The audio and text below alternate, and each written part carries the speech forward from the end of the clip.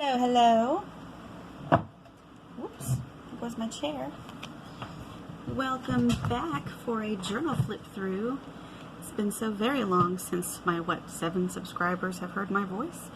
I got this notebook from cognitivesupplus.com or org or whatever. It's a paperback notebook. It's probably the very first lay flat journal I've ever worked with, and I will say that it absolutely spoiled me. I had never used a lay flat journal before, and it was wonderful. It's paperback, so it's not as durable as the hardback one. The hardback one does not lay as flat as the paperback one does, so you know, they both got their pros and cons, but they're both really good and I like them, and I really love this one. So let's get started. It doesn't come with its own contents page. So, you know, I drew that myself.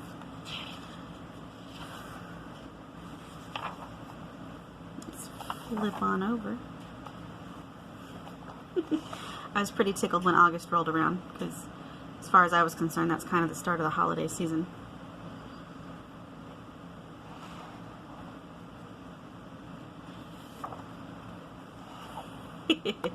Here we are. September 1st, 2017 was officially 19 years later. And a couple of days later I got to feeling a little nostalgic, so I did some Harry Potter doodles. Ooh. This was a semi-good day. I received an offer to publish for my manuscript. Turned out to be a publishing agreement that I did not care for, because the fellow that I spoke to kept it. At first it looked good. They offered me 95% of the royalties, which was great, but the gentleman that I spoke to kept insisting that I would be paid first, which sounds wonderful. But he kept saying, you get 95% of the royalties, so you're being paid first, and we only take 5%, you know, so that's wonderful. But I read the agreement, and that's not the case. They wanted almost $3,400 from me in installments over time for cost of services, which means them getting paid first, not me. That's me giving them $3,400, or agreeing to give them $3,400 before I've sold a single book, and with no guarantee that I will sell a single book. So I wound up not going with them, because it you know, that's vanity publishing. And if that's your thing, and you know, I'm not downing it, but if that's the route that you want to go, that's fine. But that certainly wasn't what I wanted to do. If I had that much money, I would have self-published. And I certainly didn't. So I soldiered on, and I moved on from them. This is a pocket one of my kids made for me. I don't think there's anything in it. No, there's not. But she was really sweet too, and she was proud to make me something, so I stuck it in there. Oh, why? Speak of the devil. That's a picture of her right there when she was a baby. Isn't she cute?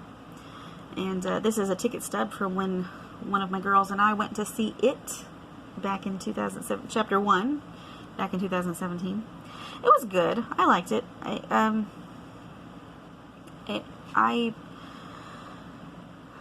a huge fan of the original, so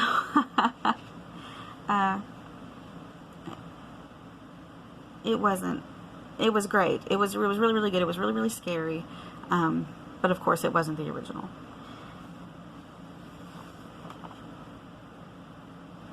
Oh, this is a day when I was feeling discouraged this day. I was finding it really difficult to find a publisher. It's really hard to do. A lot of publishers won't take submissions directly from a writer. You have to have somebody representing you. A lot of them only will take submissions from an agent, and then a lot of the ones that will take submissions from an author want you to already know everything. They want you to have a marketing plan, and I found a lot of them wanted you to do stuff that is traditionally the publisher's job. So I found it very difficult to even find publishers that I was able to submit to, much less would have been willing to give my book a chance. Over here, it was still just September, but I was feeling very Halloweeny, so one of my girls and I sat together and did some drawing. Oh, this is an awful, awful, awful Halloween collage. I don't know, I was just feeling it that day, and it's horrible. But oh, this was a bittersweet day. I got turned down by a publication called Liffey Press. There was a very lovely fellow there named Gordon Bonnet who did say that he thought it was interesting. They did like it. Unfortunately, they took what he called a tentative pass because I didn't have more. He talked about how it's difficult for them to market a book for an unknown publisher when there's only one book. It's a standalone novel, and but he did say that if I came up with more books in kind of the same world, that if I had not found a home for my manuscript, then I should definitely resubmit it to them. So I kind of felt like Liffey was the one that got away. So I was horribly disappointed, but at the same time I was really grateful that he did think that it was good, and he did think that it was well written, and I appreciated that. This was another rough one. I got 50/50 Press, called so because they take 50% of the royalties and they give the author 50% of the royalties. They turned me down too, but only because they weren't looking for my genre. My book is kind of speculative dystopian, and that just wasn't what they were looking for. But they did like my style, and they did think that I wrote it well. And they said if I came up with other work of other genres, that I should definitely resubmit to them, or submit those works to them. So I was pretty happy to hear that. Oh, this was December 1st. I failed at NaNoWriMo. That sucks. I really thought I was going to do well, and I didn't. I was going strong for the first few days, but I got so busy and I got so tired. But I still think that anybody that wants to should do NaNoWriMo. You know, whether you succeed at it or not, it's not really the point. The point is to get you writing, and hopefully to enjoy writing. So that's, you know. This was a wonderful day. I became an auntie for the first time. My brother became a father to two wonderful little boys who have turned out to be the most fun toddlers ever. It's so much fun to go visit him, because I sit on the floor and lean against the couch, and these babies just run to me, and they jump on me, and they bring me things, and they show me things, and they climb all over, and they fight over me, and it's really very sweet. Oh, this was my Christmas journal page that I was particularly proud of. I do wish that I got these little toys in the stockings, but I wish I had laid these particular stickers over white paper first, because they're colorful, but they're also see-through, and I think they would have been more visible if I'd laid them over white paper first. But I was really proud of this page. I just thought it was so pretty. I thought I did it so well.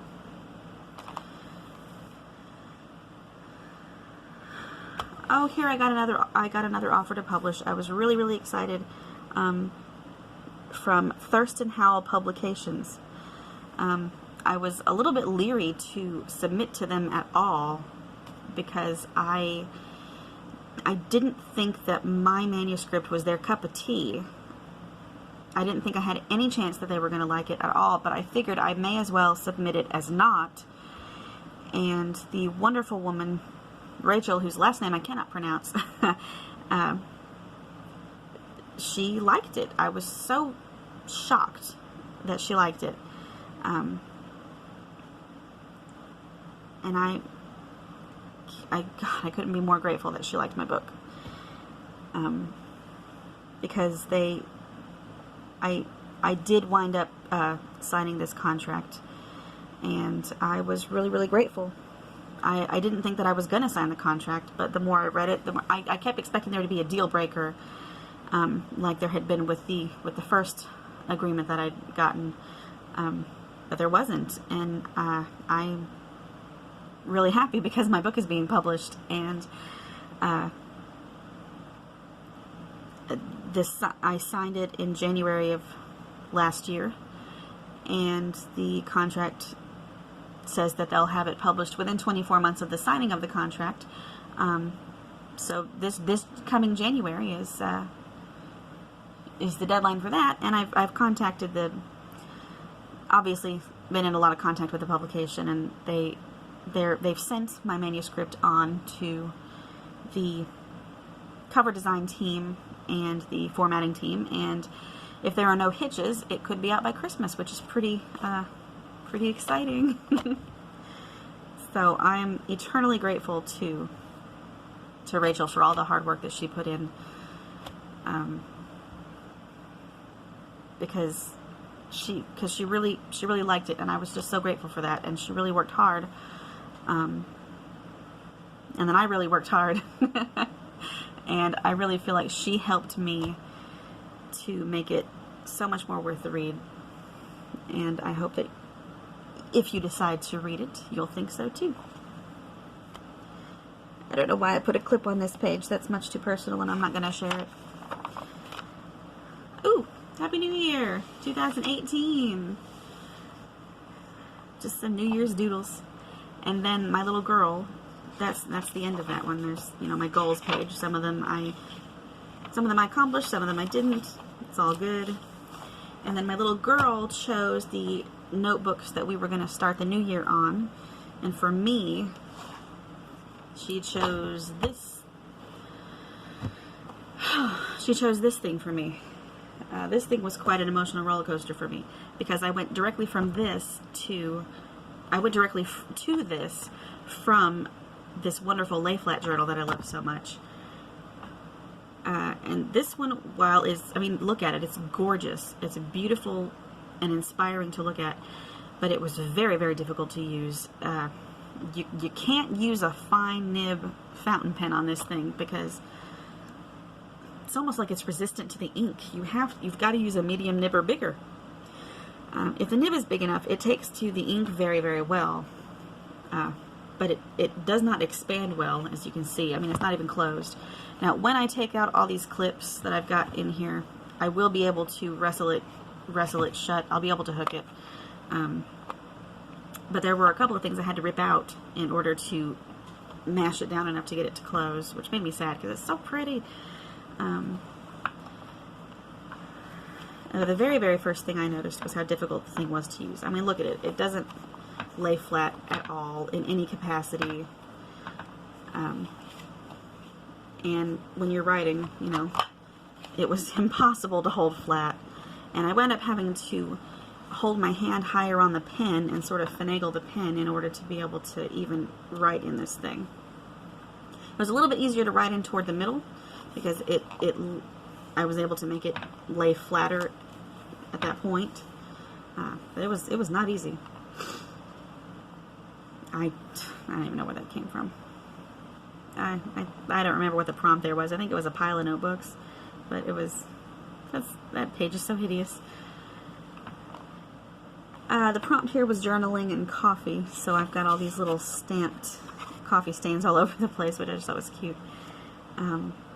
This was the day that the girls got to meet the twins, and I got to announce to my family that I had signed a publishing contract, which was pretty exciting for me.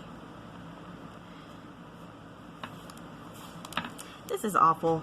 I tried to make this, I don't know if you can tell, but those are like, fairies. Well, you can probably see that. I was trying to make these things look kind of aglow with fairy light, but it didn't work. I don't know, I was just feeling very fantastical that day, so I was trying to do something magical. It just didn't work out. That's nothing. I don't know why some of this stuff is even in here. I don't know why I've clipped off some of these pages.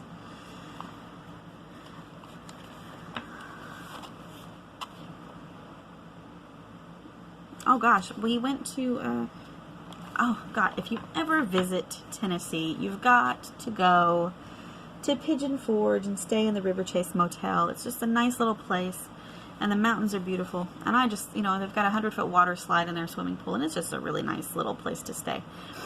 And we went for one of my girls' birthdays, and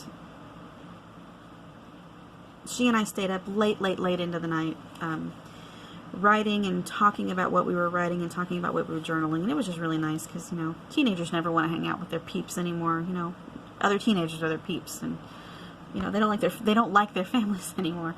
And so it's nice when they give you some attention that's not an eye roll or a lip puffing or something. That's nothing. Oh my gosh, this was, okay, my sister sent me this for my birthday from a website called Nostalgic Impressions. I don't get to write letters very much, but I love to write letters, and I love to stamp my envelopes. And my sister sent me a stamper with my initials, with this beautiful Celtic ring around it. And look at it. Look at the handle's purple. Purple's my favorite color. And I did look into, it's backwards, there we go. I did look into getting myself one of these, but it was just too expensive. I had been on this website before, so she spent a little more than she ought to have, but isn't it pretty? It's one of my very most treasured possessions, and I really, really love it. So I was really tickled to have that. And then of course, my actual birthday did roll around, and these, you know, I wanted to decorate the page a little. These stickers had kind of raised pieces on them, that they were the pieces that I actually wound up having to rip out because I couldn't get the notebook to close. So that was a constant struggle that I was having with this notebook, is that everything that I wanted to do with it, it just wouldn't cooperate. It wouldn't close. And a very, very, very dear friend of mine gave me some Friends themed, you know, just little gifts for my birthday, and I absolutely love this card. Isn't it cute? Oh, I love Friends. If there are any characters that I adore, it's the Friends. And I'm so happy that that show is on the Netflix now, because, you know, I grew up on that show, and I think everybody should watch it because it's so funny. And I'm rewatching it, and it's truly as funny as I remember it. I was feeling particularly grateful on this day. I was thinking, I think the prompt here was something about a time that fate intervened in your life, and I would certainly say that fate intervened by bringing my kids along, because I had very different plans for my life,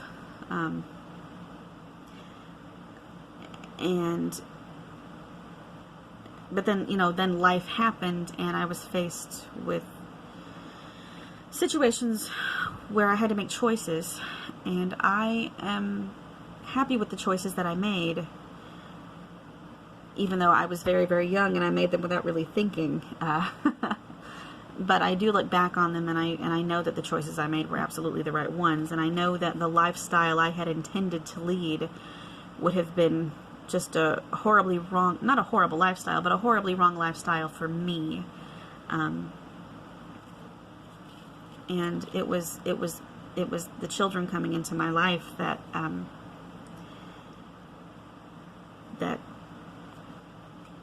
stopped me from making decisions that at the time I was excited to make, but it just would have been wrong. And I don't think that I necessarily would have been miserable, but eventually I would have found my way back.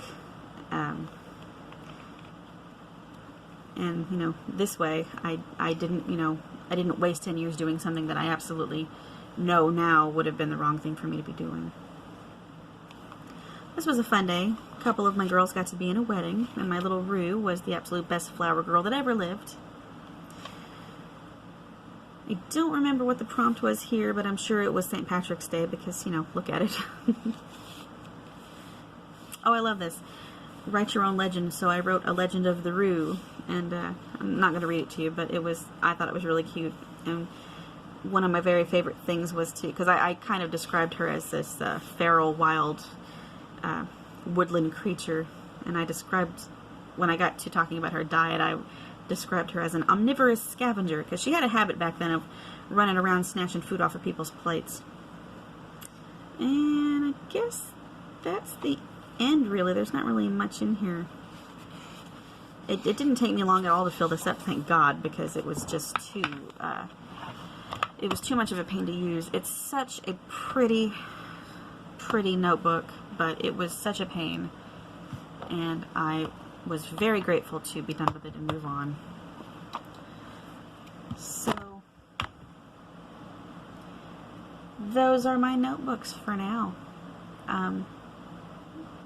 If you have watched this video, if you have enjoyed this video, I hope that you'll give it a thumbs up, throw me a like and a subscribe.